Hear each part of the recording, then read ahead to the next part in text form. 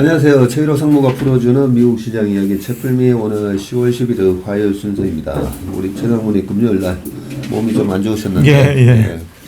오늘은 얼굴 괜찮네요. 보니까. 예, 괜찮습니다. 네. 코로나 초기 증세가 좀 있어가지고요. 그렇죠. 예, 깜짝 놀라가지고 좀 쉬었는데 코로나 아니었고요. 예. 딱 목요일 날 저도 몸이 이거 코로나 한 3분의 1 예. 증세인데 예, 저도 똑같은 걸 느꼈기 때문에 예. 우리 최 상무님이 목요일 저녁에 몸이 안 좋다라는 얘기를 하시길래 어떤 증세인지 알겠더라고요.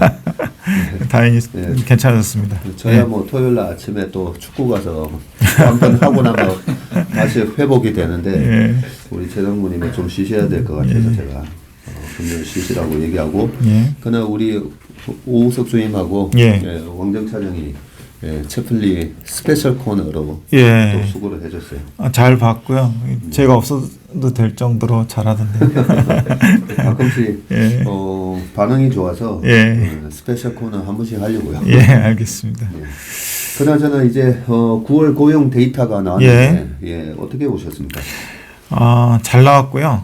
잘 나왔고 연준이 보는 데이터가 결국 그 경제활동 참가율하고 시간당 평균 임금 상승률일 텐데 그 부분들이 연준이 바라는 대로 안 나왔습니다. 그래서 거기에서 사람들이 좀 실망을 했을 것 같고요. 구체적으로 보면은 비농업 고용자 수하고 실업률을 대체적으로 보는데 이거는 뭐 26만 3천 명, 3.5%로 잘 나왔다는 건 알겠고, 근데 그 시간당 평균 임금이 5.0%가 나왔는데 전월이 5.2%였습니다. 그래서 전월 대비로는 5.0%라서 조금 하락을 하긴 했는데 이게 조금 더 하락을 해야 좀 연준이 좀 그 호키시한 태도를 바꿀 수 있었는데 그게 좀 기대보다 좀 못 미쳤던 것 같고요. 전년 동월 대비 5% 증가했다는 거죠? 예, 그렇습니다. 좀 빠진 거는 그나마 그 긍정적이라고 할 수 있는데 이게 조금 더 빠져야 될 것 같아요. 그리고 경제활동 참가율이 62.3%가 나왔는데 전월이 62.4%였습니다. 그러면은 그 전월보다도 경제활동 참가율이 더 줄어든 거잖아요. 그러네요. 예, 연준에서 제일 많이 얘기하는 게 노동시장의 수급 문제인데 결국 경제활동을 참가하는 사람들이 많아서 노동 공급이 많아져서 수급이 맞춰져서 시간당 평균 임금도 좀 줄어들어야 되는데 그 그림이 지금 안 나오고 있는 것 같아요. 지난번 요거 얘기해 주셨을 때 한 68%? 그죠? 경제활동 참가율이 코로나 이전 같은 경우에 뭐 67, 68%까지 나왔었는데 아직까지 노동자들이 빠르게 복귀를 안 하고 있다는 복귀를 안 하고 있고 실제적으로 경제활동 인구가 소폭 감소하고 있고 비경제활동 인구가 소폭 증가하는 걸로 이렇게 나오고 있는데 경제활동 인구가 소폭 감소하는 거는 뭐 그렇다 치고 비경제활동 인구가 소폭 증가하는 거 이 부분을 갖다가 보고서에 좀 설명해 놓은 거 보니까 그 차일드 케어하고 엘더리 케어 요런 부분들 때문에 25세 이상 여성분들이 경제활동에 참가하지 못하고 있다. 그런 얘기들이 좀 나와 있더라고요. 그리고 밑에 보면은 비경제활동 인구가 8월 대비해서 9월에 22만 9천 명이 늘었습니다. 이거 역시 좀 그렇게 좋은 현상은 아닌데 실제로 일자리를 구할 의사가 없는 실망 노동자가 이만큼 늘어나고 있다는 그런 거거든요. 그래서 이런 부분들이 조금 연준의 눈에 보기에는 노동시장의 수급을 맞추는 데는 조금 시간이 걸릴 수 있다라는 정도로 보여질 것 같습니다. 그래서 두 가지만 보고 있습니다. 노동 참가율하고 임금 상승률 이런 부분들이 빨리 좀 연준이 바라는 대로 노동 참가율은 좀 올라오고 임금 상승률이 좀 내려와야 약간 태도가 변할 수 있는 시그널이 될 수 있을 것 같습니다.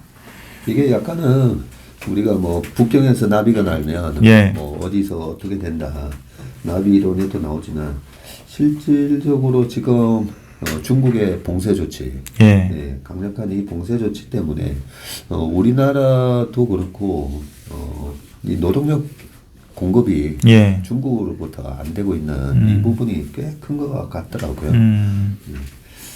그 동남아에서 이제 오시는 우리나라의 그 외국인 근로자분들은 이제 조금씩 빠르게 예.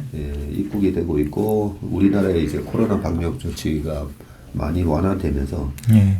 빠르게 이제 지금 유입되고는 있는데 실제로 이제 공급을 해주는 세계에서 가장 큰 노동 공급을 해주는 중국의 봉쇄 조치 때문에 예. 뭐 저희 형님이 북경에 계시기 때문에 지금 3년째 지금 한국에서 대학 다니고 있는 조카랑 3년째 못 보고 있어요. 그 정도로 이제 중국에서 해외로 나오는 게 굉장히 불편하게 지금 돼 있습니다. 예. 다시 들어왔다가 다시 나왔다가 들어가게 되면 여전히 뭐 3주에 가까운 격리를 해야 되다 보니까 이번에 그 전당대회가 이번 주부터 있잖아요. 예. 전당대회가. 예. 이게 있고 11월 달에 이제 6일인가 보스턴 마라톤이 아니라 북경 마라톤. 예. 그런 게 있으면서 이제 본격적으로 이제 해소가 좀 되지 않을까 그런 생각을 해봅니다. 예, 알겠습니다. 그 S&P 500 밸류에이션 지표하고 주요 기업 EPS 추정치 일주일간 보면은 어제 하루 거가 좀 빠지긴 했는데 뭐 추세가 뭐 그렇게 그 뭐 달라진 건 아니기 때문에 보면요. 지난 금요일 기준으로 S&P 500이 1.5%가 지수가 올랐는데 EPS가 0.1%가 하락을 했습니다. 이번 주에 그 주요 기업들 실적 발표가 이어질 것 같은데 그 실적 발표에 따라서 EPS 추정치가 계속 그 변할 것 같고요.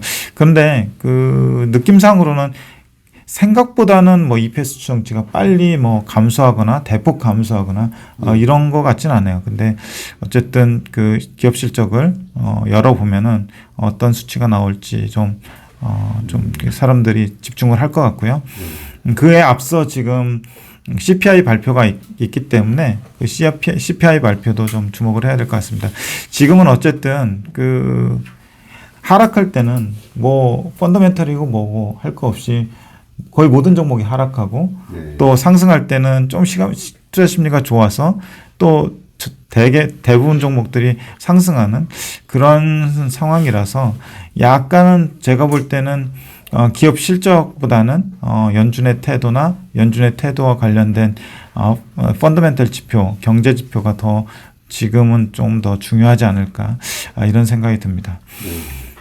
그리고 애플하고 마이크로소프트, 구글, 아마존 이런 기업들이 일주일간 올랐고요.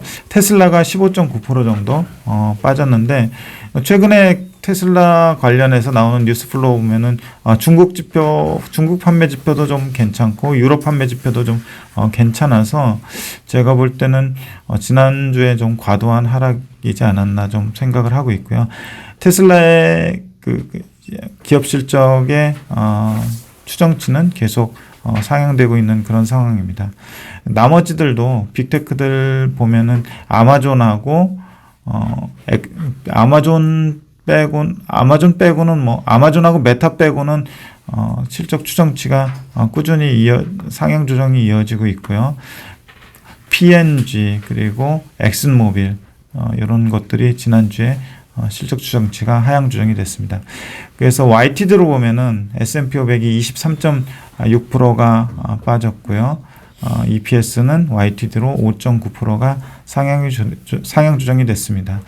10월 7일 기준으로 PER은 15.4배의 거래가 되고 있습니다. 그래서 지난 6월 중순에 기록했던 15.2배 정도 수준 부근까지 좀 내려온 상태고요.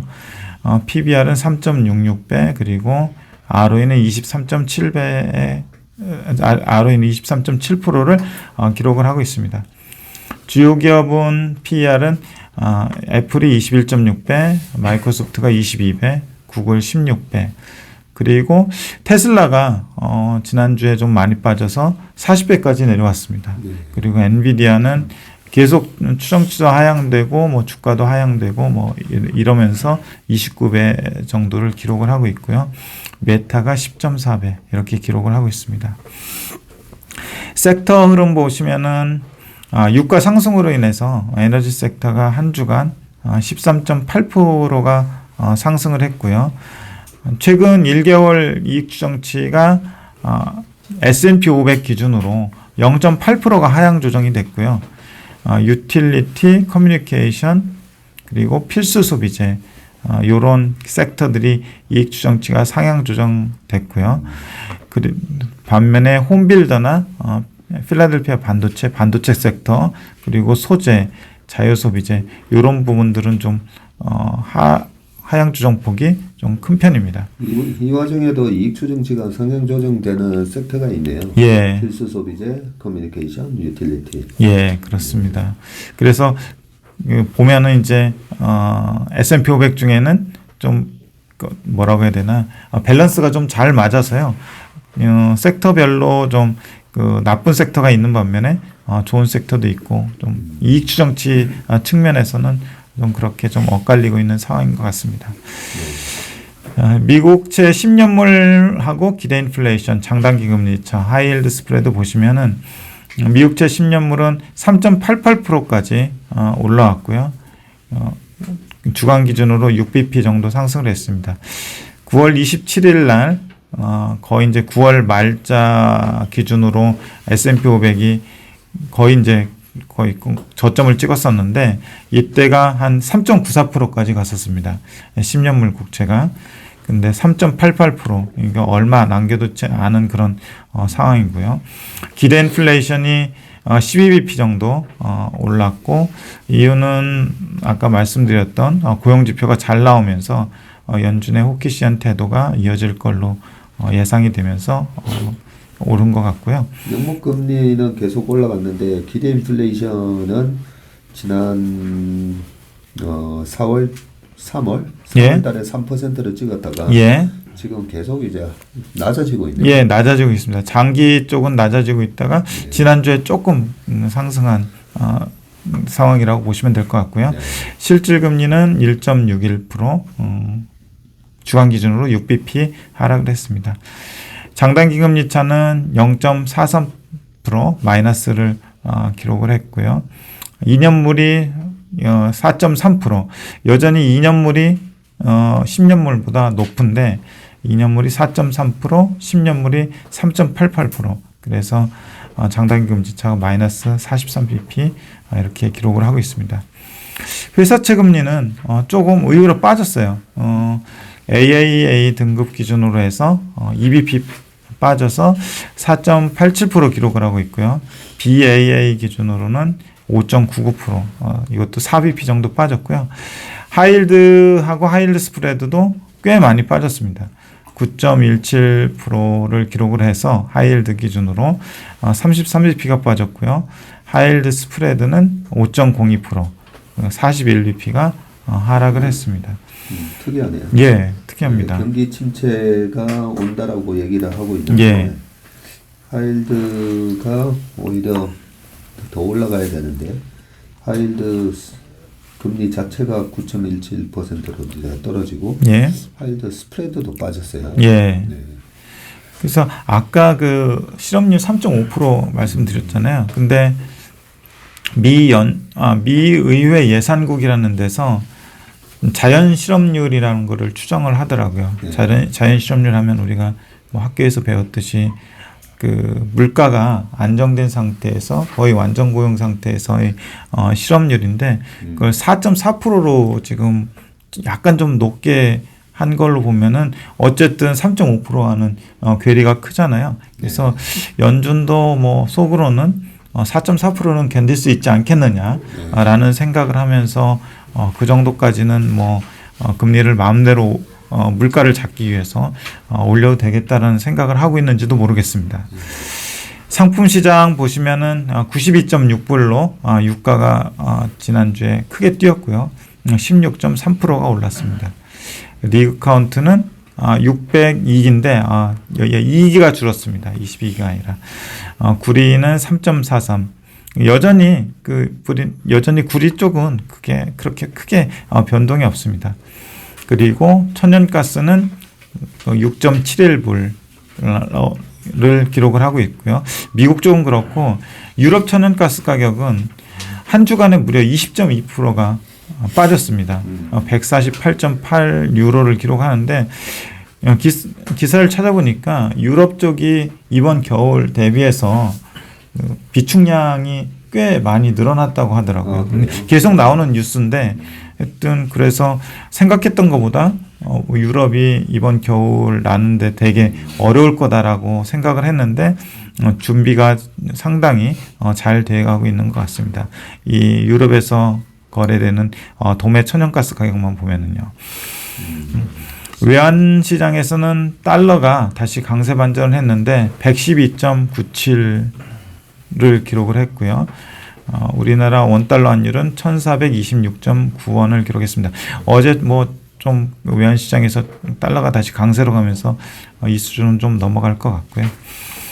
우리나라 코스피 밸류에이션 지표하고 주요 기업 추정치 보면은 우리나라 일주일 주가는 3.6%가 올랐습니다. 미국의 금요일하고 월요일 주가를 반영해 오늘 좀 조정이 예상되긴 하는데 절반 정도 토해내고 시작할 것 같아요. 예, 그렇습니다. 12개월 포워드 EPS는 2.0% 정도 빠졌는데 가장 크게 기여한 거가 지난주에 삼성전자의 실적 발표가 있었잖아요. 네. 그러면서 삼성전자의 이익 추정치가 7.7% 정도 빠졌고요. 네. SK 하이닉스도 같이 영향을 받아서 3.1% 정도 빠졌습니다. 네. 이익 전망치는 빠졌는데 주가는 삼성전자가 6.8% 오르고 하이닉스가 12.9% 예, 맞습니다. 저희가 지난번에 마이크론 할 때도 봤듯이 업황 바닥 이전에 주가는 2, 3분기 전에 이제 바닥을 찍는다. 이런 공식이 좀 통하고 있는 것 같고요. LG화학이 7.7% 그리고 현대차 LG화학이 7.7% 올랐고요. 현대차 기아가 3.3% 4.7%가 조정을 받았습니다. KB금융이 3.7% 올랐고요. 카카오 네이버가 좀 심하게 빠졌는데 네이버가 한 18.6% 카카오가 마이너스 8.9% 이렇게 좀 낙폭이 심했습니다. YTD로 코스피가 25%가 빠져 있고요. 12개월 포워드 EPS는 14.2%가 하향 조정이 됐는데 10월 7일 기준으로 보면은 PER이 9.62배 그리고 PBR이 0.83배 거의 바닥 수준에서 PBR이 지금 거래되고 있는 상황이고요. ROE는 8.6%를 기록을 하고 있습니다.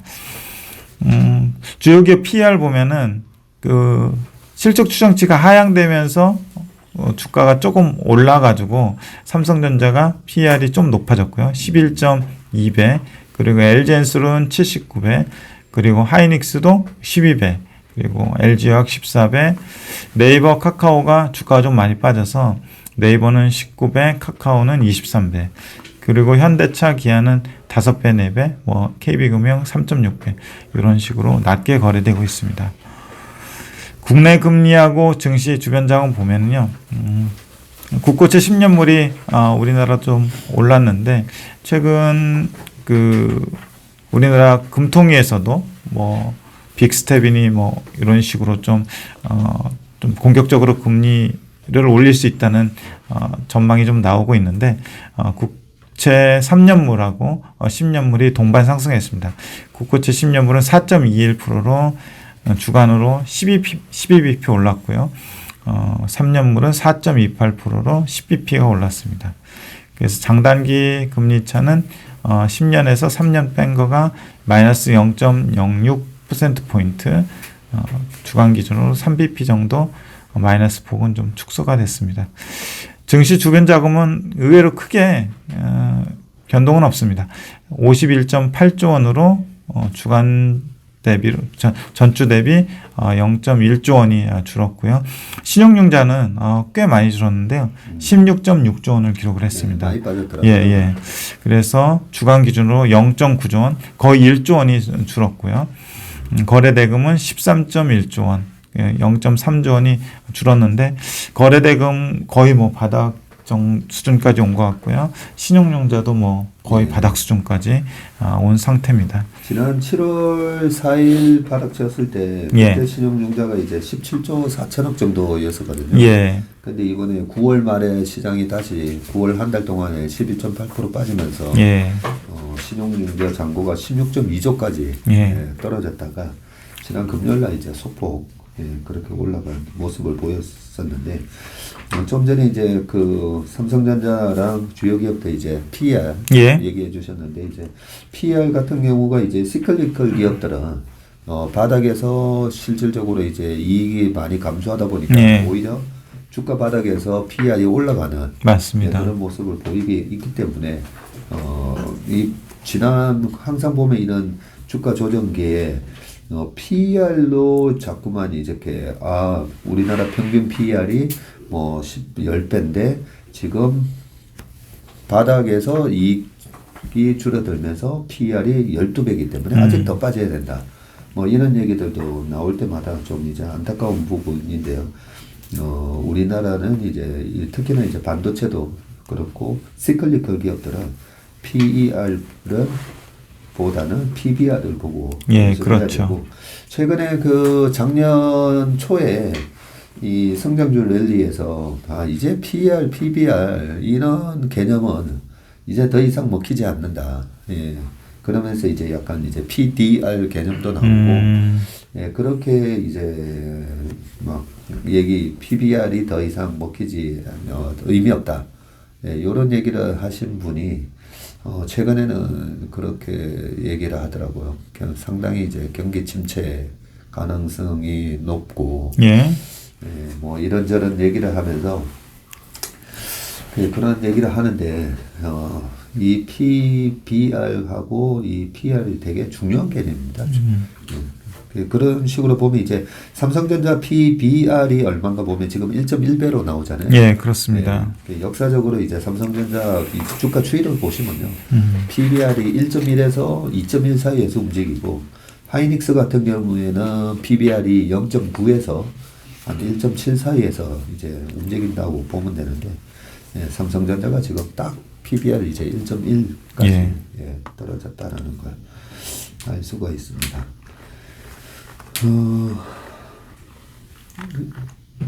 얘기하실 거 다 다 얘기해 주셨나요? 예, 맞습니다. 그리고 오늘 아침 이제 신문 기사 첫면에 요렇게 돼 있더라고요. 주식 투자 이제 그만두겠습니다. 그러면서 이제 그 우리 개인 투자가분들의 앱 사용률이 한 달 동안 앱 사용률이 지난 6월달 시장이 호박했을 때는 오히려 늘었었는데 이번 9월달, 10월달 들어서면서는 오히려 한 달에 한 번도 접속 안 하는 그런 그 투자자가 늘었다고 하면서 그게 원래 바닥에서 나타나는 현상이잖아요. 보면 거래가 이제 줄고 굉장히 좀 소강 상태, 좀 외면하고 싶고 그런 국면이 조금 이어지면 그게 이제 바닥징후로 볼 수가 있는데. 어쨌든 안 쳐다보는 것도 하나의 방법이에요. 그렇죠? 맞습니다. 단기적으로 뭐 오를 거다 내릴 거다 이런 홀짝 게임을 하시려고 하는 분들이 많더라고요. 그래서 이를테면은 뭐 틀렸다 맞았다 뭐 이러면서 뭐 하루하루 일일비 하려고 하는 그런 마인드셋은 최근에 굉장히 좀 힘들 것 같아요. 그래서 이럴 때일수록 이것도 하나의 프로세스다, 과정이다, 투자의 과정이다라고 생각을 하면은 오히려 조금 약간 긴 시계를 가지고 여유 있게 할 수 있을 것 같은데 그러면 또 어떤 분들은 이 판국에 무슨 여유냐 이런 생각을 하실 수 있을 것 같은데 지금부터 이제 6개월, 1년 후에 또 지금을 되돌아보면은 그런 때도 있었는데 별거 아니었는데 또는 어차피 지나갈 건데 라고 생각하는 케이스가 굉장히 많거든요. 뭐 오랫동안 해오면은. 그래서 너무나 그 하루하루의 어떤 그 시황이나 하루하루의 어떤 변수나 뭐 이런 거에 목매이기보다는 조금 좀 어쨌든 그 우리나라나 미국이나 뭐 긴 시계로 보면은 연평균 CAGR로 배당까지 합쳐서 7, 8% 어떤 때는 어떤 거에서 10% 정도 이렇게 계속해서 맞습니다. 주식에 투자하면 올랐고 또 교과서적으로 보면은 또 너무 뻔한 얘기라고 할 수 있겠지만 그 인플레이션을 해지할 수 있는 자산 자체가 주식이잖아요. 네. 그래서 역시 뭐 인플레이션 시기라고 하더라도 좋은 주식에 투자를 하면은 인플레이션 해지도 할 수 있고 또 계속해서 주주 친화적인 기업들은 배당이나 자사주 매입을 통해서 실제로 주주한테 부도 이전시키는 그런 역할을 하기 때문에 너무 뭐 그 부정적인 생각이나 경기 침체 때문에 주식을 다 팔아야 된다는 등 뭐 여기서 하던 거를 다 멈추고 다 하면은 이제 그 순간은 마음은 굉장히 편할 수 있겠죠. 그렇지만 그 다음에 또 주식이 올라가는 거 보면은 또 회복의 기회조차도 없는 것이기 때문에 약간 좀 편안한 마음을 가지셨으면 좋을 것 같아요. 좋은 말씀 해주셨습니다. 저희는 이제 본업이 자산 운용이다 보니까 매일같이 이렇게 저희가 회의하는 내용을 이제 말씀드리고 저희가 어떤 생각을 하고 이 시장을 바라보고 있는지 이렇게 상류12 TV를 통해서 보여드리는데 투자자 입장에서는 약간 무시하셔도 돼요. 네. 그냥 무시하시고 계시면 이 강세장과 약세장이 거의 이렇게 매년 어떻게 보면 짝수에 안 좋고 홀수에 좋고 굉장히 반복되는 현상입니다. 2003년, 2005년, 2007년, 2009년 뭐 이렇게 보면요. 홀수에 굉장히 좋은 모습 보이고 짝수에 약하고 뭐 이런 모습을 보여왔기 때문에 이 약세장이 그렇게 오랫동안 가지는 않을 거다. 그런데 이제 저희는 이제 오랫동안 했기 때문에 이 투자자 심리에 대해서도 많이 느끼는 게 작년 고점에서 저희가 주식을 팔잖아요. 아니 길게 가져가는 마인드로 주식해야지 왜 주식을 파느냐. 그게 저희 작년에 5월 달에 많이 들었던 얘기고요. 팔고 나서도 오랜 기간 동안 주식을 계속 담고 있어야지 그렇게 현금을 가져가는 거냐. 이런 말씀들을 많이 들었었고요. 지금 제일 많이 듣는 얘기가 여기서 이제 현금 비중을 늘려야 되는 거 아니냐. 뭐 이런 얘기들을 많이 하시거든요. 그런 거 보면 투자자들, 일반 대중들의 그런 포지션이 막 보입니다. 지금 어떻게 이렇게 쏠려 있구나. 그렇게 봐지고 결국은 그 산책하는 사람과 주인과 강아지라는 것처럼 이 산책하는 주인이 지금 어느 정도 있는지 그게 저희가 이제 해야 될 일인데 그 부분을 보면 최근에 5년 동안에 S&P 500이 작년에 4,800 갔을 때 보면 연평균 20%가 나왔었어요. 예, 맞습니다. 그래서 저는 이게 아무리 미국이 기술 혁신을 주도한다고 해도 연평균 20% 시장이 성장하는 게 맞는가 그런 부분이었는데 지금 이제 다시 착해졌죠. PR 15배까지 떨어지고 그동안에 20년 평균 PR이 17.7배 정도 되기 때문에 그러면 다시 이 구간은 과매도 국면의 구간이고 여기서 버티는 것도 하나의 이제 전문가가 해야 될 영역이기 때문에 저희가 이런저런 거 다 체크하면서 운영을 하고 있다. 그런 부분들 우리 상류CB TV 구독자분들도 많이 참고를 좀 하셨으면 좋겠습니다. 재료 상무님 오늘 수고 많으셨고요. 빨리 건강 다 회복하셔가지고 파이팅 하시기 바랍니다. 알겠습니다. 고생하셨습니다. 고맙습니다.